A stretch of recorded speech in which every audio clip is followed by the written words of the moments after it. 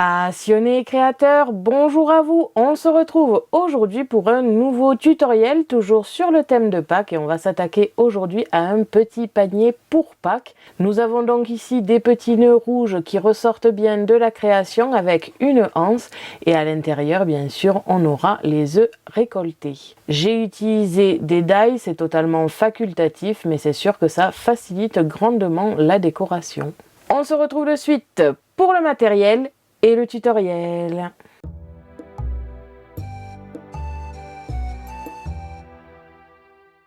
Pour cela, j'ai utilisé le matériel de base, c'est-à-dire des ciseaux, une pince pour les petits éléments, un crayon, une pique pour nettoyer les die, un plioir, une règle, différents types de colle, la zig pour les petits éléments, la tacky glue pour pratiquement coller toutes les parties de ce panier, le pistolet à colle pour coller les nœuds, du ruban. Pour faire les nœuds, j'ai utilisé la Ultimate Pro avec les outils associés. Bien sûr, vous pourriez vous aider d'un cutter ou d'un massicot pour les découpes les plus larges. Des strass comme d'habitude, du papier scrap, si possible très printanière, et enfin une machine de découpe manuelle ainsi que différents die, des die bordure classiques, un die bordure sur le thème de Pâques, un assortiment de die de Pâques, ici des œufs en l'occurrence. Et personnellement, je ne les ai finalement pas utilisés, mais vous pourriez avoir besoin de die printanier avec des fleurs, des feuilles et compagnie. On se retrouve de suite pour le tutoriel. Nous commençons avec les petits préparatifs. Je vais vous parler un petit peu de tout ce que j'ai préparé en amont de la vidéo, même si évidemment je n'ai pas tout fait pour que vous puissiez voir dans l'accéléré ce que l'on va faire. J'ai préparé différents papiers ainsi que 2 rubans que je vais faire en nœud comme je l'ai fait pour le premier ici. Je vais utiliser la Ultimate Pro qui a l'outil pour faire les nœuds et comme vous pouvez le voir, j'en ai déjà fait un. Rouge bien pétard, j'avais envie de couleur qui pète un petit peu et j'ai donc préparé un second ruban que je dois faire. Et en termes de papier, j'ai préparé tout ça. On va commencer ici par les papiers qui sont loin d'être finis. J'ai simplement découpé des papiers de 12 cm sur environ 15 cm. J'ai tout simplement coupé en deux la longueur de papier pour tout simplement faire mes décorations sur les boîtes. Ce n'est pas encore définitif, je ne sais pas encore si je vais le faire sur le côté qui va accueillir la grande bande comme ici ou sur les côtés où il n'y aura que la hauteur de la boîte. Ça encore, ce n'est pas fixé et je me laisse la possibilité de changer. J'ai donc préparé 3 couleurs, un vert assez pastel, assez clair, un vert assez foncé et pailleté et enfin un petit rose pastel ici. Et sur ces papiers, je vais découper grâce à des bordures ici, des bordures, ça paraît logique. Je pense utiliser celle qui est un petit peu en vague comme ici. Donc pour les 2 verts, ça va être ces découpes-là. Encore une fois, je me laisse quand même le choix d'utiliser n'importe laquelle de ces bordures. Et enfin pour le rose, je vais utiliser ce die bordure ici, Pâques, avec des petits lapins et des œufs. J'avais offert ce die à ma mère et donc je lui pique peut-être un petit peu ce die. Mais voilà, je le trouve vraiment trop mignon. Et l'avantage des bordures, c'est que vraiment, ça ne va pas découper le reste du papier, mais seulement ce qui dépasse en haut. Et ça, c'est très appréciable. Je me suis aussi préparé ici les die œufs. Je ne sais pas encore si je vais les utiliser, mais j'aime beaucoup aussi ces motifs, donc je vais potentiellement les découper pour faire de la décoration sur le panier. Et enfin, toujours pour la décoration du panier, je me suis préparé ici les die printaniers que nous avons pour pouvoir découper des fleurs, des feuilles et autres pour agrémenter un petit peu le panier. Mais tout ceci n'est pas encore fixé. Et pour terminer, nous avons ces 3 papiers ici qui vont constituer le panier en lui-même. La première découpe ici, c'est ce qui va être au-dessus du panier, qui ressemble à une anse mais qui ne va pas l'être. Ça va être positionné comme ici, mais ce n'est pas fait pour être tenu par là, c'est juste pour la décoration. Ce papier fait donc 12 cm sur 30 cm. J'ai tout simplement coupé un papier 30 par 30 à 12 cm sans recouper la hauteur. Nous avons ici la découpe qui va constituer la anse du panier et qui sera accolée au-dessus de ce papier ici. Je l'ai découpé de 4 cm de large sur 17 cm de longueur. En sachant que pour faire cette découpe ici, un petit peu comme un ruban, j'ai tout simplement, comme vous pouvez le voir ici, marqué grâce à un petit trait à 2,5 cm du bord. marquer le centre de la longueur, donc 2 cm, étant donné que c'est une bande de 4 cm. Et ensuite, ce point, je l'ai tracé vers les bords. Et je vais découper le triangle qui en résulte. Et cette découpe sera à coller sur la première découpe un petit peu au-dessus pour pouvoir le tenir par là. Je ne sais pas encore une fois si je vais le coller, donc le fixer vraiment pour pas que ça bouge, ou si je vais utiliser des attaches parisiennes pour garder un petit peu le côté anse d'un panier. Et pour finir, nous avons ici la boîte qui va constituer le panier en lui-même. Au niveau de la taille, la boîte fera 12 cm de longueur sur 10 cm de largeur. Et en termes de hauteur, nous sommes à 4 cm. Pour faire ce modèle, je pense que je vous ferai un PDF dans tous les cas, mais voici le modèle de base. On a donc un côté de 20 cm sur 18 cm, des bandes de 4 cm pour les côtés, et enfin sans oublier les petites languettes. Dans tous les cas, je vous fournirai le modèle PDF. Attention tout de même, ce n'est pas à échelle. Il y a quelques millimètres de différence, donc je marquerai toutes les mesures, mais vous ne pourrez pas réellement décalquer depuis le modèle PDF que je fournis. Donc voilà pour les découpes et les petits préparatifs. Je vais passer d'abord à la découpe de la base et au montage de la base ici, parce que la plupart de la décoration ne sera pas dessus, donc je vais m'atteler d'abord à faire ça. Je vais donc découper ici toutes les parties qui sont en trop par rapport aux languettes, et ensuite plier à tous les traits pour pouvoir former ma boîte. Lorsque j'aurai fini cette partie-là, nous allons pouvoir discuter un peu du montage final, ce que ça va donner. Je peux mettre pour l'instant les rubans de côté parce que ça sera pour plus tard. Je peux aussi mettre toutes les autres découpes pour l'instant et on va s'occuper de la boîte. Je vais donc commencer par enlever tous les surplus et le pliage, et je vous fais tout ceci en accéléré.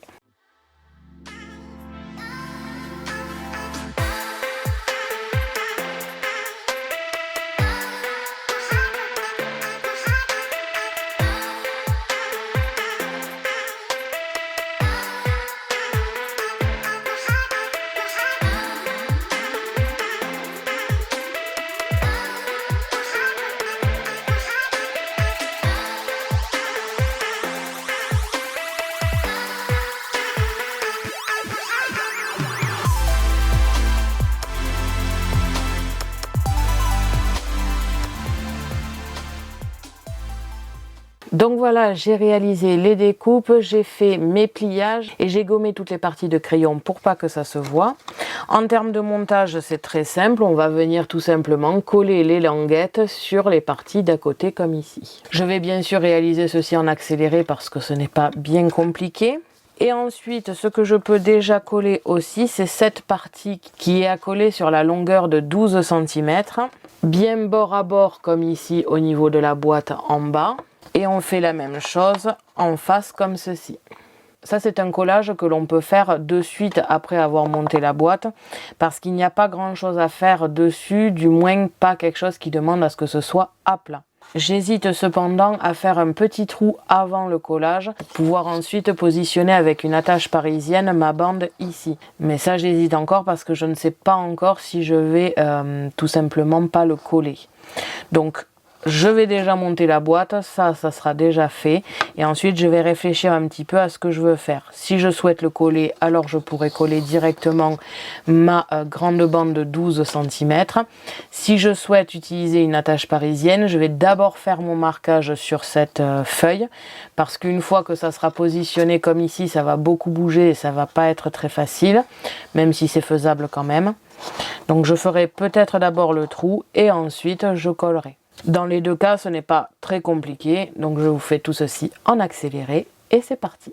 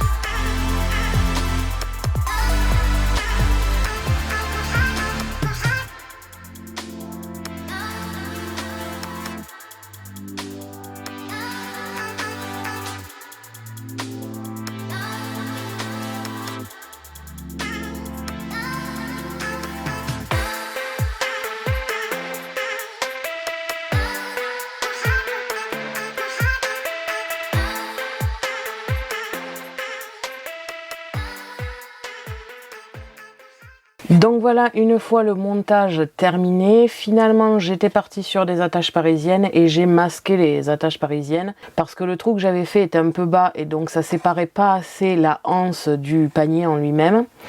Et en plus de ça, j'ai remarqué en le mettant que les bouts ici avaient tendance à se relever et c'était pas très joli. Donc je me suis tout simplement dit que j'allais coller. Pour cela, j'ai juste encollé ces parties ici un peu pointues et j'ai fait en sorte de masquer le trou avec le centre ici. Mais juste légèrement, il est vraiment à peine au-dessus, ce qui fait que ça a relevé la anse et en même temps ça m'a masqué le trou.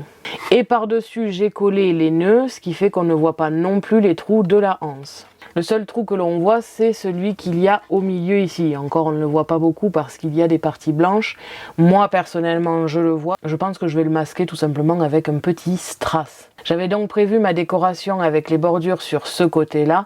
Et en fait, je trouve que le nœud décore assez. Je pense rajouter seulement une petite ligne de strass en bas pour le côté bling bling, mais c'est tout. Je ne vais pas rajouter d'autres décorations sur le dessus parce que il faut que la anse reste accessible pour l'enfant, et la décoration que j'avais pensée sur les côtés ici, je vais finalement la mettre sur le devant et l'arrière du panier. Pour cela, je vais donc recouper toutes mes bandes à 10 cm au lieu de 12 pour que ça corresponde et faire mes découpes de bordure. Je ne sais pas encore si je vais mettre de l'épaisseur avec des mousses adhésives parce que ça risque de se voir et de pas faire très joli. Donc pour le coup, je vais partir sur de la colle avec la tacky glue. Mais voici un petit peu le montage final que ça doit donner. Il ne manque que la décoration avec des strass sur les côtés. Peut-être sur le devant, mais ce n'est pas sûr. Je vais voir une fois la décoration finie ce que ça donne. Et on aura terminé le panier. Ce n'est pas très compliqué. Je pense aussi rajouter un petit peu de papier de soie à l'intérieur et positionner pour moi les faux œufs, pour vous les œufs de Pâques en chocolat. Je passe donc en accéléré pour la découpe et l'assemblage sur le panier. Et on se retrouve juste après pour le résultat final.